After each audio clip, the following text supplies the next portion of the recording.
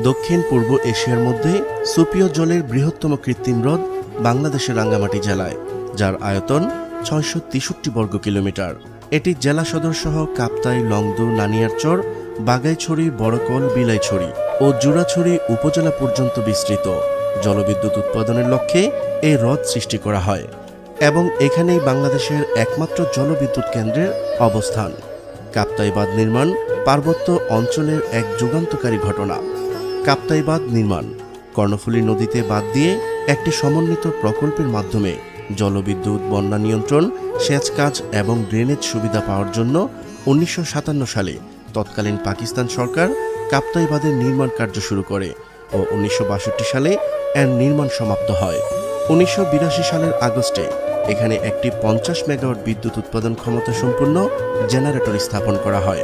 ১৯৮৮ সালের অক্টোবরে চতুর্থ এবং পঞ্চম উৎপাদক ইউনিটে ৫০ মেগাওয়াট উৎপাদন ক্ষমতা সম্পন্ন কাপলান ধরনের টারবাইন স্থাপন করা হয়, যার ফলে মোট বিদ্যুৎ উৎপাদন ক্ষমতা ২৩০ মেগাওয়াটে উন্নীত হয়। কাপ্তাই বাঁধের বিবরণ: মাটি ভরাটের মাধ্যমে এই বাঁধটি নির্মিত হয়েছে। বাঁধটির দৈর্ঘ্য ৬৭০ মিটার বা ২২০০ ফুট ও প্রশস্ত ৪৫.৭ মিটার বা ১৫০ ফুট। বাঁধটি সমুদ্রপৃষ্ঠের গড় উচ্চতা থেকে ৩৬ মিটার উপরে অবস্থিত। পানি নির্গমনের জন্য বাঁধের বাঁদিকে ২২৭ মিটার দীর্ঘ আলাদা নির্গম পথ রয়েছে। নির্গম পথে ১৬টি পরপর আলাদা দরজাযুক্ত রয়েছে, যে পথ দিয়ে প্রতি সেকেন্ডে ৫,২৫,০০০ কিউসেক পানি নির্গমন করতে পারে। সেই শক্তি কাজে লাগিয়ে তৈরি হয় জলবিদ্যুৎ। কাপ্তাই বাঁধের প্রভাব: বাঁধটি নির্মাণের ফলে ৬৫৫ বর্গ কিলোমিটার বা ২৫৩ বর্গমাইল অঞ্চল পানিতে নিমজ্জিত হয়।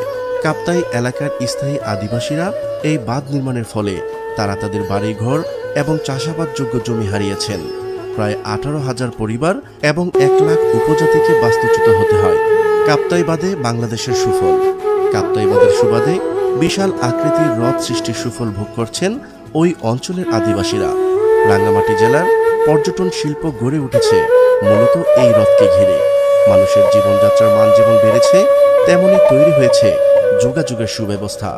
হ্রদ তৈরির পূর্বে রাঙ্গামাটির সদর থেকে জেলার বিভিন্ন স্থানে যাতায়াতের সমস্ত দিন কেটে গেলেও বর্তমানে সেসব স্থানে মাত্র ২ থেকে ৩ ঘন্টার মধ্যে যাতায়াত সম্ভব।